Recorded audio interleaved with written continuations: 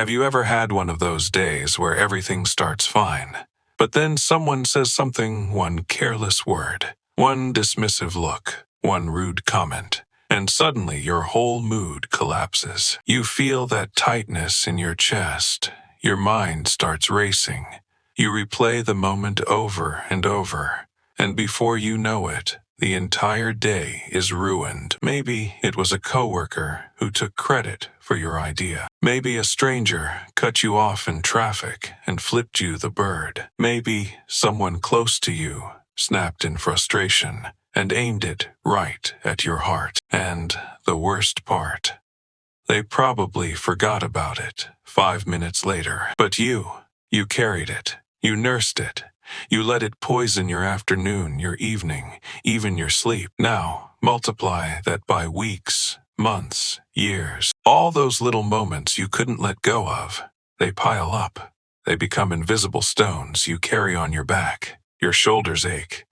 Your joy fades. You walk through life, bent over, wondering why everything feels so heavy when the sky is still blue and the world is still turning. If you've ever felt that weight, if you've ever wondered why some people seem to float through drama while you drown in it, then stay with me, because today I'm going to share a simple but profound truth that most people never learn in a lifetime. The real weight in your life isn't the stones other people throw. It's the ones you choose to pick up and carry. And once you learn how to stop picking them up, once you master your reaction, you gain a kind of quiet power that changes everything. Relationships improve. Opportunities open. Peace returns. You become the kind of person who walks lightly, no matter what storms come. This truth is hidden inside an old story. A parable about a young man and the invisible backpack full of stones. It's a story that has quietly changed millions of lives, and it can change yours too if you let it sink in. Let's begin. Picture a quiet mountain village nestled between rolling green hills. The air smells of fresh grass and wildflowers. A clear river runs through the center, and every morning the sun paints the sky in soft gold. In this village lived a young man named Thomas. Thomas was strong physically, everyone agreed. He could carry heavy loads, fix any roof, chop wood faster than anyone. The villagers relied on him. But inside, Thomas was tired, exhausted, really. He wasn't lazy. He wasn't weak. He was simply carrying too much. From childhood, Thomas had a sensitive heart. When someone praised him, he glowed for days. But when someone criticized him, even mildly, he felt it deeply. At 15, a village elder scolded him publicly for being clumsy. Thomas said nothing, but he carried those words like a sharp stone in his pocket for years. Later, a girl he loved chose someone else and called him too intense. Another stone. A friend borrowed money and never repaid it, laughing it off as no big deal. Another stone. A coworker spread a rumor that Thomas was arrogant. Stone after stone. Thomas never threw them back. He didn't believe in revenge, but he also never let them go. He collected them. He told himself, if I forget, it means they win. So he carried an invisible backpack everywhere. At first it was light. Then it grew heavier. His smile disappeared. His laughter became rare. He started avoiding festivals, skipping gatherings, withdrawing from friends. People whispered, Thomas has changed. He's angry all the time. But he wasn't angry. He was crushed under a weight no one could see. One crisp autumn morning, Thomas woke up and couldn't take it anymore. I need to clear my head, he told himself. He packed a small bag with bread and water and began climbing the winding mountain path behind the village. The trail was peaceful. Birds sang. Wind rustled through tall pines. Sunlight filtered through leaves in golden patches. But every step hurt Thomas's back. The invisible backpack pressed down harder with the incline. After hours of climbing, he rounded a bend and saw another traveler coming the opposite way. An old man, thin and weathered, dressed in simple robes, carrying only a small bundle tied with rope. The old man walked lightly, almost dancing. His eyes sparkled. He hummed an ancient tune. When they met, the old man stopped, bowed slightly, and smiled warmly. "Young man," he said gently, "you look weary. Your shoulders are bent as if the whole mountain rests on them." Thomas sighed and sat on a rock. "I am tired," he admitted. "I carry many stones." The old man raised an eyebrow. "Stones?" Thomas hesitated, then opened the invisible flap of his backpack. Though no one else could see them, he described the stones one by one: sharp ones of betrayal, heavy ones of rejection, jagged ones of unfair criticism. "I can't let them go," Thomas said quietly. "They're mine now. They belong to me." The old man listened without judgment. Then he bent down, picked up 2 ordinary pebbles from the path, and held one out to Thomas. "Look closely," he said. He placed one pebble on the ground and kept the other in his palm. "The person who hurts you," the old man explained, "is like someone who throws a stone and walks on. They leave it behind. They feel no weight. Often they forget it entirely." He pointed to the pebble on the ground. "But you," he gently closed Thomas's fingers around the second pebble. "You choose to pick it up. You put it in your pack. You carry it mile after mile, year after year. The person who threw it walks free, while you suffer the burden." Thomas stared at the pebble in his hand. Something cracked open inside him. "All this time," he whispered, "I thought I was being strong by remembering. But really, I've been punishing myself for other people's actions." The old man nodded. "Your reaction is your burden, my son. Not their words, not their deeds. You add the weight to your own journey." A warm breeze passed through the trees. Thomas felt tears rise. He opened his invisible backpack fully. One by one, he took out the stones he had carried for years and placed them gently on the earth. Some he set down softly. Others he let roll down the hillside. With each release, his chest expanded. His shoulders straightened. The path seemed wider, the sky bluer. When the backpack was empty, Thomas stood tall for the first time in years. He breathed deeply and smiled, a real smile. The old man touched his arm. "Now you are free to see the beauty around you." They parted ways.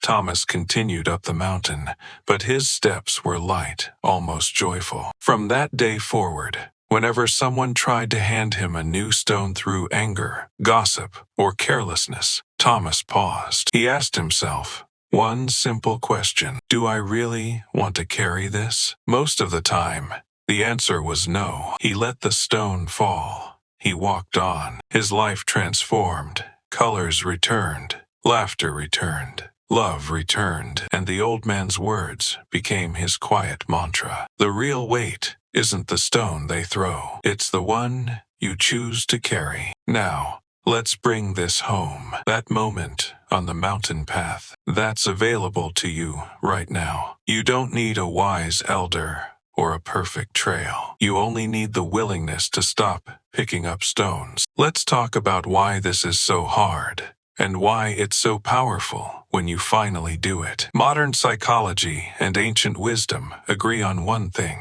we suffer more from our reactions than from events themselves. The Stoic philosopher Epictetus said over 2,000 years ago, "It's not what happens to you, but how you react to it that matters." He taught that other people's opinions and actions are outside our control, but our judgments about them are entirely within our control. When someone insults you, the insult itself is just words, vibrations in the air. The pain comes from the meaning you assign.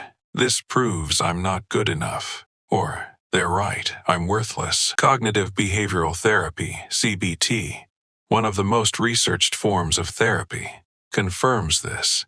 Rumination, replaying offenses, rewires your brain toward anxiety and depression. Letting go literally changes your neural pathways toward resilience. Neuroscience shows that holding grudges floods your body with cortisol, the stress hormone. Over time, it damages your heart, immune system, even memory. Letting go.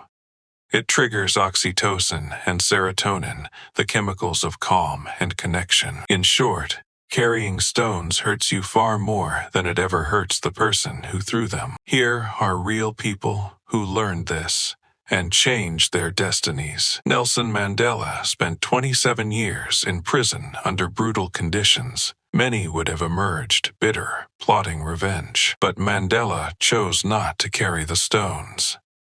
He famously said, "Resentment is like drinking poison and waiting for it to kill your enemies." By releasing the weight, he united a divided nation and became a global icon of peace. Oprah Winfrey endured childhood abuse and poverty that would crush most people. She could have carried those stones forever. Instead, she practiced radical forgiveness, not for her abusers, but for her own freedom. That choice built an empire and helped millions heal. Kobe Bryant was criticized relentlessly, called selfish, arrogant, overrated. After losses, analysts tore him apart. But Kobe refused to carry the stones. He used criticism as fuel, not weight. "I'll show you" became his mindset, not "you hurt me." The result: 5 championships and a legacy of relentless excellence. David Goggins, former Navy SEAL, ultra-endurance athlete, was told he'd never amount to anything. Abuse, obesity, racism, life threw boulders at him. He learned to let the stones fall. His mantra, "Who's gonna carry the boats?" became about carrying only his own mission, not others' negativity. Today, he inspires millions to find their own strength. And it's not just celebrities. I've heard from everyday people who applied this. A nurse who stopped carrying rude patients' complaints and found joy in her work again. A father who let go of his teenager's angry outbursts and rebuilt their relationship. An entrepreneur who ignored online trolls and built a thriving business. The pattern is the same. Release the stone sign. Reclaim your energy to achieve what once seemed impossible. So how do you actually do this in daily life? Here are 3 progressive practices. Start with the first tonight. Add the others as you grow stronger. Practice 1. The evening stone release. 5 to 10 minutes nightly. Before bed, sit quietly. Place one hand on your heart. Recall one moment from the day that still feels heavy. A criticism, a slight, a disappointment. Visualize it as a physical stone in your other hand. Feel its texture, its weight. Then, speak softly, out loud, or in your mind. "This stone is not mine to carry. It belongs to yesterday. I release it now." Open your hand. Imagine the stone falling to the earth, sinking into the soil, becoming part of something larger. Take 3 slow breaths. Feel your chest lighten. Do this every single night. Within weeks, you'll sleep better and wake lighter. Common obstacle, but it was really unfair. Answer: fairness is irrelevant to your peace. Releasing isn't excusing, it's choosing your freedom. Practice 2. The pause and question in the moment tool. When someone hands you a potential stone in conversation, online, in traffic, pause for 3 seconds. Ask yourself 2 questions. Is this about them or about me?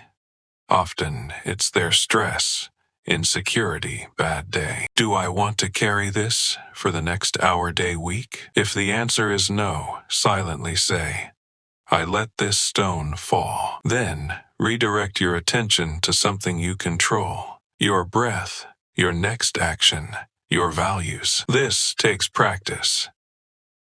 At first, you'll forget. That's okay. Each time you remember, you strengthen the habit. Practice 3. The weekly inventory and forgiveness letter. Deeper clearing. Once a week, journal for 15 minutes. List any stones you're still carrying. Old grudges, recurring triggers. For each, write: what happened? Facts only. What meaning I assigned? The story that hurt. A new meaning that serves me. This taught me resilience. or their behavior reflects them, not my worth. Then, write a forgiveness letter, not to send, but to release. I forgive you for 4. I release the weight I've carried.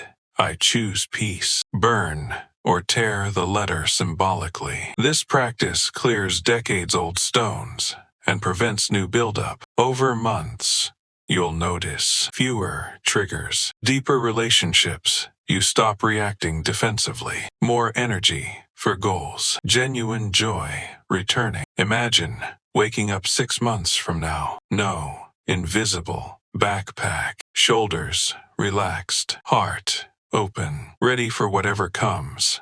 Because you know the secret. You cannot control the stones people throw, but you can always control which ones you carry. That quiet choice is your superpower. It turns ordinary days into peaceful ones, setbacks into growth, pain into wisdom. And it starts tonight with one small release. So I invite you, try the evening stone release before sleep tonight. Just 5 minutes. 1 stone. Then come back and tell me in the comments how it felt. If this message touched you, if you're ready to walk lighter, do 3 things. Like this video, so the algorithm shares it with someone else carrying heavy stones. Share it with one person who needs to hear this today. Subscribe and turn on notifications. We'll keep releasing these stones together, story by story. You deserve to walk lightly. You deserve peace that doesn't depend on others' behavior. You deserve the full beauty of your one precious life. Start letting go today. The path is waiting, and it's lighter than you think. Thank you for spending these minutes with me. Walk gently, react wisely, and remember, the real weight isn't the stone they throw. It's the one you choose to carry. Choose freedom.